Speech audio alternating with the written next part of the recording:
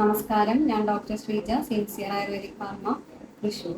ഇതിനു മുമ്പ് ഞാൻ ആണിയെ കുറിച്ച് ഒരു വീഡിയോ ചെയ്തിരുന്നു. അപ്പൊ ആ വീഡിയോ കണ്ടിട്ട് ഒരുപാട് പേര് ഹോം റെമഡീസ് ചെയ്ത് നോക്കി. അപ്പൊ അവർക്ക് നല്ല റിസൾട്ടാണ് കിട്ടിയത്. അപ്പൊ അവരെനിക്ക് വീണ്ടും മെസ്സേജ് അയച്ചിട്ടുണ്ടായിരുന്നു, മൂക്കിലെ ദശയ്ക്ക് എന്താ ചെയ്യാൻ പറ്റുക, അതിന് എന്തെങ്കിലും ഹോം റെമഡീസ് ഉണ്ടോ എന്നുള്ളത് കുറെ പേര് ചോദിച്ചിരുന്നു. ഇന്ന് നമ്മൾ സംസാരിക്കാൻ പോകുന്നത് മൂക്കിലെ ദശയെ കുറിച്ചാണ്. അപ്പൊ അതെങ്ങനെയാണ് വരുന്നത്, അതിന് നമുക്ക് എന്തൊക്കെ ചെയ്യാൻ പറ്റും. സാധാരണ വരുന്നത് തലനീരിറക്കം കൂടുതലുള്ള ആളുകളിലാണ്.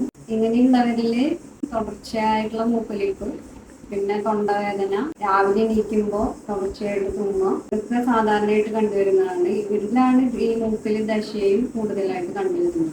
അലോപ്പതി ചികിത്സ ചെയ്യുമ്പോൾ അവർ സാധാരണ സർജറിയാണ് ഇതിന് പറയുന്നത് ട്രീറ്റ്മെന്റ്.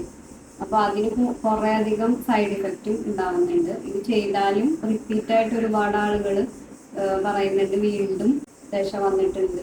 ഇതിന് നമുക്ക് പ്രത്യേകിച്ച് പഥ്യങ്ങളൊന്നും ഇല്ലാതെ തന്നെ നമുക്ക് ചെയ്യാൻ പറ്റുന്ന ഒരു ഹോം റെമഡിയാണ്.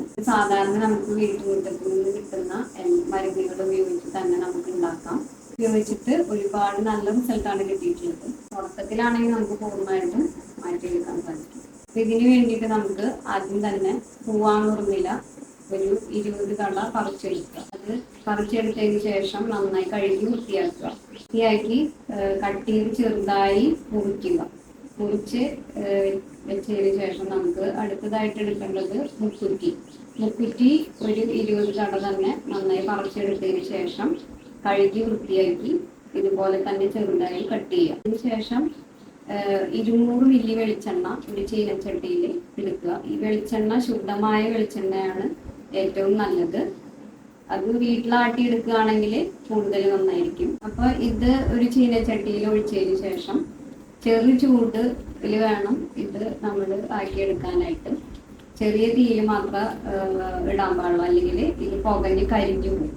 അപ്പൊ അതിന് നമുക്ക് ചെറിയ തീയിലിട്ടിട്ട് വെളിച്ചെണ്ണ ഒന്ന് ചൂടായി വന്നതിന് ശേഷം ഈ അരിഞ്ഞു വെച്ചിരിക്കുന്ന പൂവാങ്കുറുന്നലും മുക്കുറ്റിയും ഈ വെളിച്ചെണ്ണയിലേക്ക് ഇട്ട് കൊടുക്കാം. ശേഷം ചെറിയ തീയിൽ തന്നെ നമ്മൾ പതുക്കെ മൂപ്പിച്ചെടുക്കുക. ഇത് പതുക്കെ മൂപ്പിച്ച് അതിന്റെ പത വറ്റി വന്നതിന് ശേഷം അതിന്റെ നീരെല്ലാം വറ്റി വരുമ്പോൾ അതില് ഇല്ലനക്കരി ഒരു പിടി ഇട്ട് കൊടുക്കണം. ഇല്ലനക്കരി എന്ന് പറഞ്ഞാൽ ഒരുപാട് പേർക്ക് ചിലപ്പോൾ അറിയുണ്ടാവില്ല.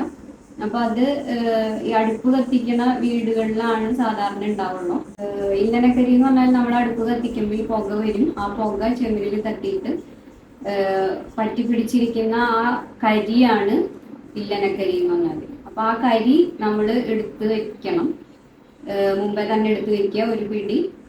അത് ഈ അവസാനം നമ്മൾ തീ ഓഫാക്കിയതിന് ശേഷം ഇട്ട് കൊടുക്കുക. ആ ചൂടിൽ തന്നെ ഇടണം. അത് ഇട്ട് കൊടുത്തതിന് ശേഷം നമ്മൾ തീ ഓഫ് ആക്കിയിട്ട് വയ്ക്കുക.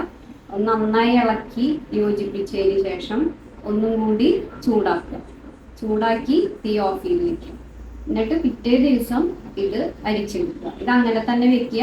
എന്നിട്ട് പിറ്റേ ദിവസം അരിച്ചെടുത്തിട്ട് നമ്മൾ ഇത് മൂക്കില് ഉപയോഗിക്കേണ്ട ഇതെങ്ങനെയാന്ന് പറഞ്ഞാൽ ആദ്യം തന്നെ ഈ രാവിലെയും വൈകുന്നേരം കിടക്കുന്നതിന് മുമ്പായിട്ടും മൂക്കിൽ ദശയുള്ള ഭാഗത്ത് വിരലുകൊണ്ട് നമ്മൾ ഈ എണ്ണയിൽ മുക്കി പരട്ടി കൊടുക്കുക. എവിടെയാണ് ദശയുള്ളത് ആ ദശയുള്ള ഭാഗത്ത് നമ്മൾ പതുക്കെ പരട്ടി കൊടുക്കുക. പിന്നെ തലനെറുകയിലും ഒരു 2 തുള്ളി പരട്ടുക. അത് മാത്രമേ ചെയ്യേണ്ട ആവശ്യമുള്ളൂ. അത് റിപ്പീറ്റായിട്ട് നമ്മൾ കുറച്ച് നാൾ ചെയ്തുകൊണ്ടിരിക്കണം. അപ്പൊ നമ്മുടെ ആ ദശയുള്ളത് ചുരുങ്ങും. അത് നമ്മുടെ ഇവിടെ ചെയ്തിട്ട് ഒരുപാട് പേർക്ക് പൂർണ്ണമായിട്ടും മാറിയിട്ടുള്ളതാണ്. ഇത് എല്ലാവരും ചെയ്തു നോക്കുക. ഇതുപോലെയുള്ള ആയുർവേദ ടിപ്സുകൾ കിട്ടാനായിട്ട് ഈ പേജ് സബ്സ്ക്രൈബ് ചെയ്യുക, ബെല്ലൈക്കൺ ഓൺ ചെയ്ത് വയ്ക്കുക.